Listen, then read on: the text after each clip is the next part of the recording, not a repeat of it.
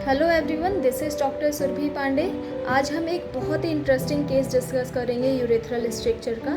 Urethral stricture मतलब पेशाब की नली का सिकुड़ जाना, जिसकी वजह से इस पेशेंट को कई कई दिन हो जाते थे, यूरिन पास नहीं करती थी। यूरिन पास ना करने की वजह से इसकी किडनी के आसपास सूजन आने लग गई, हाइड्रोनेफ्रोसिस हो गया।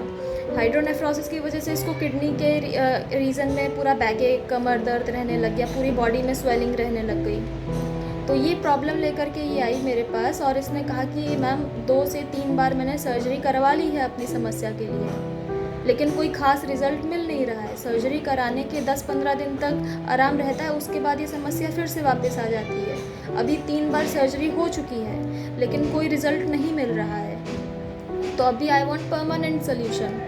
इस तरीके से तो नहीं चल सकता है ना, मैं कितनी बार सर्जरी करवाऊँगी। बार बार सर्जरी करवाना भी सही नहीं है। ऑल्दो सर्जरी बार बार करवाने की वजह से मेरा इतना लॉस हो रहा है ऑफिस में, बार बार मुझको छुट्टी लेनी पड़ रही है। सर्जरी करवाने कम से कम 1 हफ्ते तक तो मुझको कंप्लीट बेड रेस्ट लेना ही पड़ता है। तो इस तरीके से तो नहीं चल पाएगा। तो मैंने कहा ठीक है, तो ये प्रॉब्लम आपके जीवन को कैसे प्रभावित कर रही है, मतलब ये प्रॉब्लम आपको कैसे बॉदर कर रही है। तो इसने बताया कि मुझको सिर्फ 2 ही चिंता है अपनी प्रॉब्लम की, कि ये मेरी प्रॉब्लम इन फ्यूचर दोबारा ना हो जाए और कोई बड़ी दिक्कत ना हो जाए। बड़ी दिक्कत बोले तो किडनी फेल ना हो जाए, किडनी पे कोई असर ना आए इसका। और दूसरा, ये जो बार बार मेरा ऑफिस में छुट्टी लेना पड़ रहा है, ये तो सही बात नहीं है।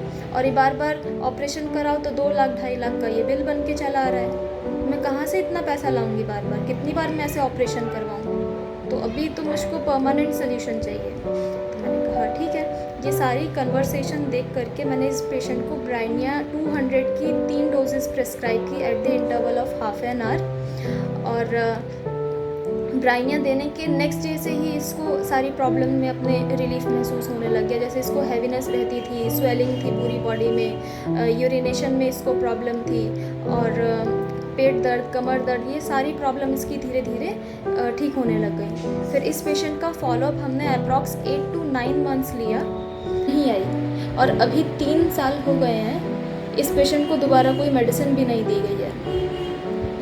तो she is now totally fine. तो इस केस के थ्रू हम देख सकते हैं कि होम्योपैथी अक्यूट इमरजेंसी केसेस में, ऑल्दो सर्जिकल केसेस में भी कितना अच्छा रिजल्ट देती है।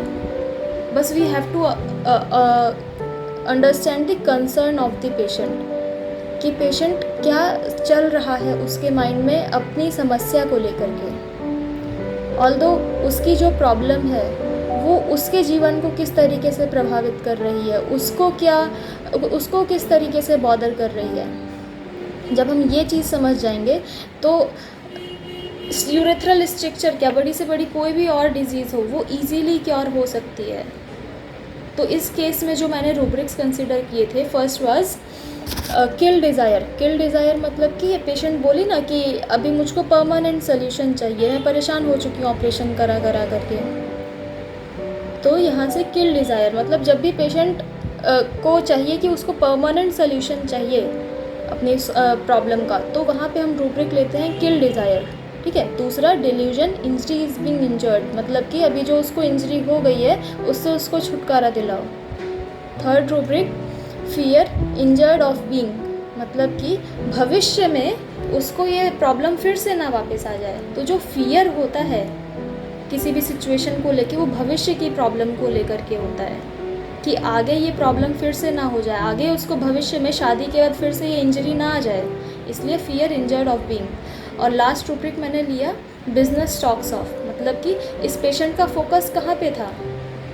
इस पेशेंट का कंसर्न 2 जगह पे है सिर्फ, कि ये प्रॉब्लम इसकी वापस दोबारा फ्यूचर में ना आए, और दूसरा जो इसका बिज़नेस में लॉस हो रहा है, मतलब जो इसका ऑफिस में लॉस हो रहा है, फाइनेंशियल लॉस जो हो रहा है, बार बार ये जो बिल बन के आ जा रहा है हॉस्पिटल का 2 लाख 2.5 लाख, ये इसका कंसर्न था कि इससे इसको छुटकारा दिलाओ, बार बार ये कहाँ से इतना पैसा लाएगी। तो यहाँ से बिजनेस स्टॉक्स ऑफ, ठीक है। तो ये सारे रूब्रिक्स कंसिडर करने के बाद ब्राइनिया की 3 डोजेस से इतना मिरेक्युलस रिजल्ट मिला कि इसकी ये प्रॉब्लम अभी तक वापस नहीं आई है। तो अभी हम ब्राइनिया पेशेंट की पर्सनैलिटी को समझते हैं कि ब्राइनिया पेशेंट होता किस तरीके का है। ब्राइनिया पेशेंट बहुत ज़्यादा ही कंजूस टाइप का होता है। वो हमेशा तोल मोल करता रहता है, उसका क्या करने से उसको कितना फ़ायदा होगा, क्या करने से उसको नुकसान होगा। बिजनेस में स्पेशली पैसे में, फाइनेंशियली वो बहुत ज़्यादा फोकस्ड रहता है। ब्राइनिया पेशेंट कंजूस होता है, इसीलिए वो डॉक्टर के पास जल्दी आता नहीं है। क्यों? क्योंकि एक रूब्रिक है फियर ऑफ बीइंग सोल्ड, मतलब कि उसको डर है कहीं उसको सब बेच ना ले, डॉक्टर्स उसको बेच ना दें। जो डॉक्टर के पास जाएगा, जो उसको फीस देगा, फिर जो मेडिसिन का खर्चा होगा, वो उस चीज़ से डरता है ब्राइनिया का पेशेंट। इसीलिए ब्राइनिया का पेशेंट पहले तो अवॉइड करता है कि डॉक्टर के पास जाने की नौबत ही ना आए। लेकिन जब वो देखता है कि अभी ये जो प्रॉब्लम थी उसकी हिंडर कर रही है, प्रॉब्लम क्रिएट कर रही है उसकी ऑफिस लाइफ में, उसकी बिजनेस लाइफ में, उसका जहाँ से फाइनेंशियल लॉस हो रहा है, जब ब्राइनिया पेशेंट को ये समझ में आता है कि अब इसकी इस समस्या से उसकी बिजनेस में लॉस हो रहा है, उसके फाइनेंशियल लॉसेस हो रहे हैं, उसके बाद वो आता है डॉक्टर के पास। तो इस तरीके का होता है ब्राइनिया पेशेंट। एक कहावत है, चमड़ी जाए पर दमड़ी ना जाए, तो ये कहावत ब्राइनिया पेशेंट पे सूट होती है। मतलब चमड़ी जाए मतलब अभी उसको सपोज ब्राइनिया पेशेंट को खांसी था, जुकाम था, तो अभी तक उसकी चमड़ी जा रही थी, लेकिन दमड़ी ना जाए मतलब उसका पैसे का नुकसान ना हो बिजनेस में। जब उसको लगता है कि बेटा अब दमड़ी जा रही है, उसके बाद वो भागता है डॉक्टर के पास। तब उसके अंदर आता है फियर पॉवर्टी ऑफ, कि मतलब गरीबी ना आ जाए। इस तरीके से अगर इसका लॉस चलता रहा तो हो सकता है कि आगे चल के गरीबी आ जाएगी। तो फियर पॉवर्टी ऑफ, तब ये रूब्रिक आता है ब्राइनिया में। और एक और कहावत है, बाप बड़ा ना भैया, सबसे बड़ा रुपया। तो ये स्टेटमेंट भी ब्राइनिया पेशेंट के ऊपर एकदम सटीक बैठती है। हमने कॉलेज टाइम में अपने पढ़ा है कि ब्राइनिया में बहुत ड्राइनेस है, उसकी सारी म्यूकस मेम्ब्रेन एकदम ड्राई है, उसका ओरल म्यूकस मेम्ब्रेन से लेकर के एनस तक, स्टूल्स तक ब्राइनिया के बहुत ज़्यादा ड्राई होते हैं। तो ये ड्राइनेस उसकी फिजिकली भी दिखती है और इमोशनली भी दिखती है। मैंने बताया जैसे कि ब्राइनिया में इतनी ड्राइनेस है, तो इमोशनली ब्राइनिया पेशेंट कैसा होगा ड्राइनेस में। मतलब ब्राइनिया पेशेंट्स के लिए इमोशंस की कोई वैल्यू नहीं होती है, इसीलिए वो पैसे के पीछे इतना भागता है। ठीक है, अब हम ब्राइनिया बहुत फ्रिक्वेंटली प्रेस्क्राइब की जाती है होम्योपैथी प्रैक्टिस में नी जॉइंट पेन्स के लिए। हमको यहाँ पे पेशेंट का कंसर्न समझना है। अगर हम आंख बंद करके ब्राइनिया प्रेस्क्राइब करेंगे नी जॉइंट के पेन में, तो एक लिमिटेड सक्सेस ही मिलेगा, सारे केसेस नहीं ठीक हो पाएंगे। इसीलिए हमको हर पेशेंट का कंसर्न समझना है कि वो घुटने का दर्द उसको किस तरीके से तकलीफ़ दे रहा है।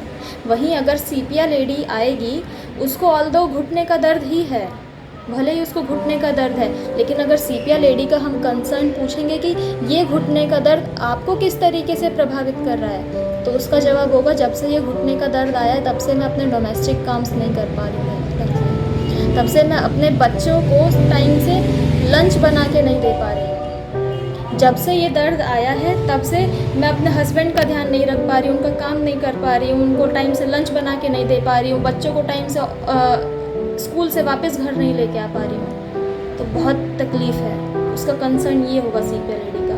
वहीं अगर ब्राइनिया का हम कंसर्न पूछेंगे, ये घुटने के दर्द से आपको क्या तकलीफ़ है, तो ब्राइनिया पेशेंट का कंसर्न होगा कि मुझको बिजनेस में लॉस हो रहा है। जब उसको दिखेगा कि हाँ फाइनेंशियल लॉस हो रहा है, तब वो भागेगा डॉक्टर के पास, तब हम उस पेशेंट को ब्राइनिया प्रिस्क्राइब करेंगे।